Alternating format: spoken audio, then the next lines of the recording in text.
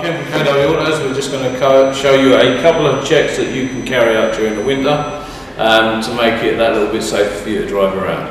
And it's a little bit of basic maintenance. So with the help of my friend, we're going to check the lights. And Tom, can you hit the side lights for us, please?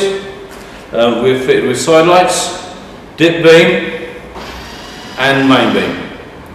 Yeah, then we've got all of these. All should be functional and working, and they are a legal requirement. If we now switch these off and go to left hand indicator, these should show an amber light towards the front, and again, as you can see, we have a side repeater. Okay, that's basically the lights. To change the bulbs is a little bit easier. I will just show you on the vehicle here. It's not so easy in the car, I must admit. And we will unplug the light, unclip and let the bulb out. Easily said and done. Small clip and remove the bulb. Ensuring that you don't touch the tip of the bulb, because your greasy fingers and the grease that comes out of your finger will cause it to fail prematurely. So if we've got one out, refit the bulb. There's a particular way you fit it. Clip back in, like so, and then re-plug in. It's easier out of the vehicle, as I say. And that's basically the headlight bulb change. And again, on here you have a side light, a dip beam and a main beam, which, as we saw on the vehicle. Okay, moving on, under the bonnet of the vehicle we would have washers, antifreeze, brake fluid and the dipstick for checking the oil level. We should check these on a regular basis. Obviously oil to keep the engine turning smoothly.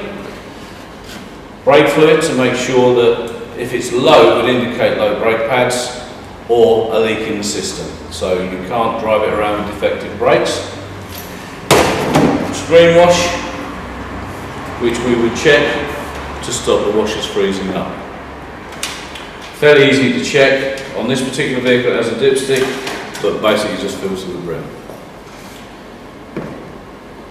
On the coolant side of the engine, we would check for antifreeze, again to stop the engine freezing up on these cold mornings. And we have an antifreeze tester, which isn't something you could really do, but always keep an eye on the level and make sure it's at the maximum. We would check it, and this would give us an indication as to the strength, as to see whether it would require topping up in order to stop the vehicle freezing up. This one's actually indicating it's got 32% antifreeze.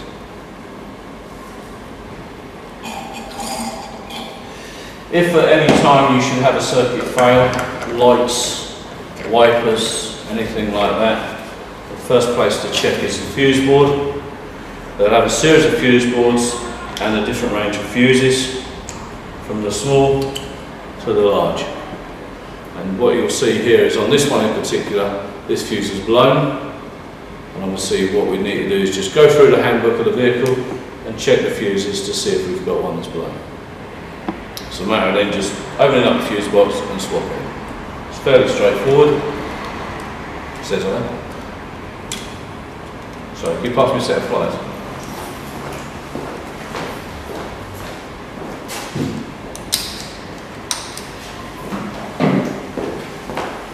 Thank you very much. Some of them are a little bit tight to get out, so as you can see, we'll take one out and basically replace it with new. They're a simple fuse and the smell is just changing. Over there.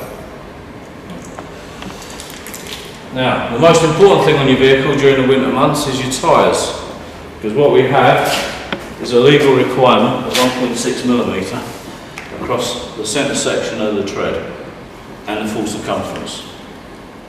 And what we should have, this is a fairly basic tester, and what we use this for is to check the depth. On this particular, it's 5mm.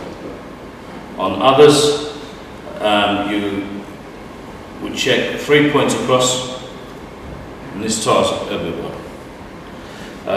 Bearing in mind that a man size 8 shoe is the only contact you have with the ground, on average, and that's what will keep you in contact. So the better the tread, the better the grip. The other thing we should check is tyre pressures, to keep them running at optimum pressure, which we will find in your handbook. This one in particular is 32 psi, which will run your vehicle with the correct tyre pressures, will give you more efficient fuel running. So let's have a look at the lights, the fuses, antifreeze and the levels under the bonnet. As I say, most of them are indicated with the yellow marker, with the exception of the brake fluid, which is black. We're now going to move around to the rear of the vehicle and we will look at how to change the wheel, and we'll check the rear lights as well. Right, on the rear of the vehicle, we're now going to check the lights, which consist of side lights, number plate light, which will obviously give an indication as to a number plate light. This is a legal requirement. Side lights to be seen, rear fog light, which we should have there. Some vehicles are only fitted with one. On this particular model we have two. Not to be confused with the brake lights, which are here. If we switch the brake lights off, on, again the legal requirement, and on certain vehicles are we fitted with a high level brake light.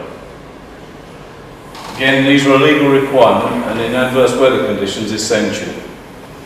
We also have reverse lights, which are what they say they are for reversing. Most modern vehicles now are fitted with a fog light to the off side of the vehicle, driver's side, and a reverse light to the near side. What we also have to be looking for are indicators, left hand or right hand, and then we have one on the left hand side as well.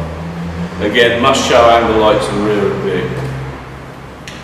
That's pretty much the rear lights. To replace bulbs, we remove the bulb holder, which looks like so, and then depending on the bulb failure, they're just a screw fit in the back. Fairly simple, but if you should have any problems, just pop along and see us and we'll gladly check them for you. We also offer what we call a free winter check service or a health check service, and we'll carry those out for you free of charge. Okay, just some basic tips for running these vehicles through the winter. And again, we're checking the rear wiper. We're checking for splits, tears, and that it clears the screen nice and clear. You also have a rear washout and wiper, which we should have. Again, the additive in the screen wash will stop it freezing up, and it should give you a clear rear screen. Okay, we're now going to move on to wheels and tyres again. Right. Most modern day vehicles are fitted with a lot of wheel nuts. So just make sure that you keep it in the vehicle at all times, because if you remove it from the vehicle, you should have a puncture, you won't be able to remove the locking wheel nuts, you'll be stranded. So a locking wheel nut looks very much like this. What you'll need to do is remove the covers on the wheel. Manufacturer's wheel brakes are very short, sometimes very difficult to use, especially if the wheel hasn't been changed for a while. You'll find these are much more difficult to use. And what you should do is on the side of the road is loosen off the wheel nuts. Yeah, as you can see, quite a difficult task. We do have extendable wheel braces, which we can buy fairly inexpensively, which will give you better leverage. Just loosen off the wheel nuts, one at a time, not removing them completely. Yeah, you'll see it's much easier to use a wheel brace. Once you've cracked them off, remove the vehicle jack from the boot where it's fixed in place, and if you're uncertain, don't do this, only if you're confident.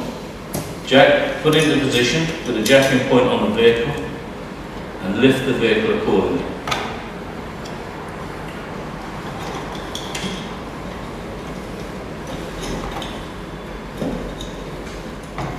And then raise the vehicle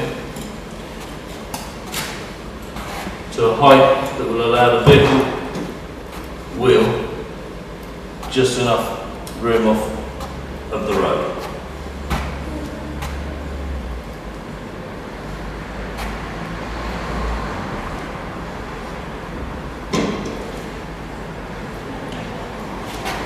Right, I'm now going to remove the wheel from the vehicle. But when you're doing this on the side of the road, it's worth remembering that you've got traffic passing. So always try and remain safe. Yeah, if you can, get yourself off the road as much as you can, but always jack on something solid.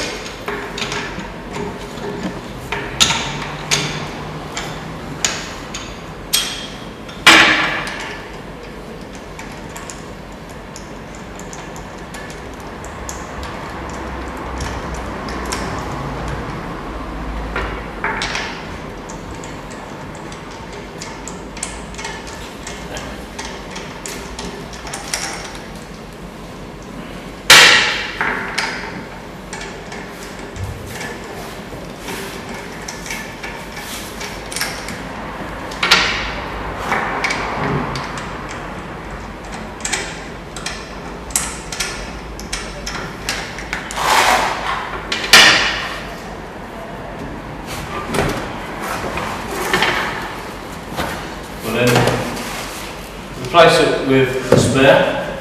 Again, make sure when your vehicle serviced regularly that the tyre is checked, it's legal and safe, has the correct tread, yeah, and the right pressure.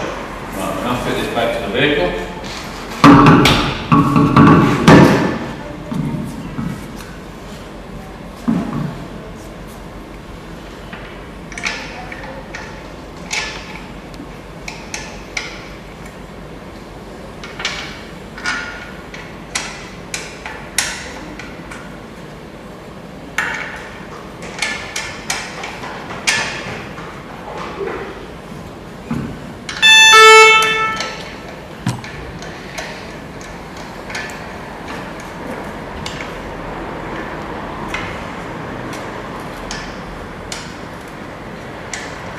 We now tighten these as much as possible.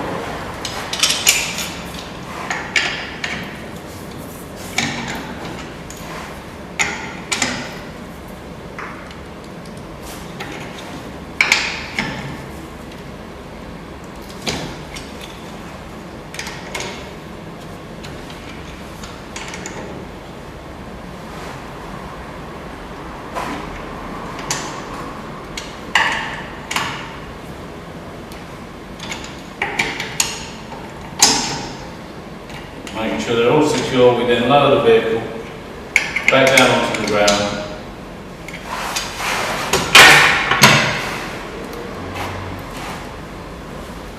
Making sure that you keep your feet clear and your hands clear at all times.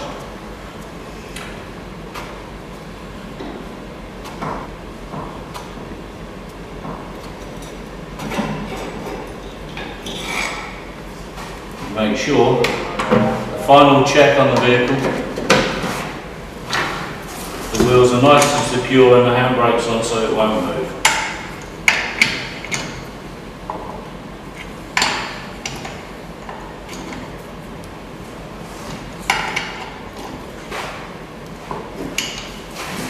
That's our wheel changed. Make sure we put a lock and wheel bolt back in the vehicle in a nice secure place and then your jack. We then go back to the garage at some point, have our tyre repaired and the correct torques are applied to the wheel bolts. Right, the other thing we need to check is that our front windscreen washers are working effectively. As you previously seen, we've already checked the fluid level and added an additive to stop it freezing up. What we need to do now is just check the front wipers and washers. Washers are working quite happily. What we should also do is we can see these aren't quite clear in the screen as they should do.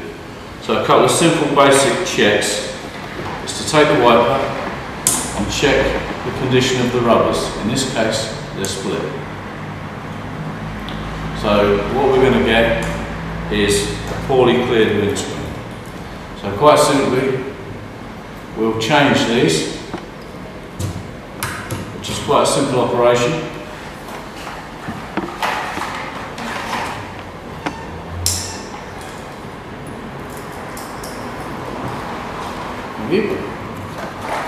Just quite simple, under there and done. Very simple operation. And now I'll move around the other side and we'll check the other one. Same again. We'll just turn the wiper and check. We're checking for splits or any damage to the wiper. So you see this one is split again. So we'll just pull this one down. Fairly simple operation. We'll change that over. Fit the new wiper blade into position. Back down. We'll now check them again with the washers, and we find that clears completely different. That's the wipers changed. So there's just a few basic checks that you can do through the winter before the adverse weather conditions to keep you travelling safe. Any problems that you have that you can't sort, pop along and see us at KW Autos and we'll gladly have a look for you. Thanks very much for watching.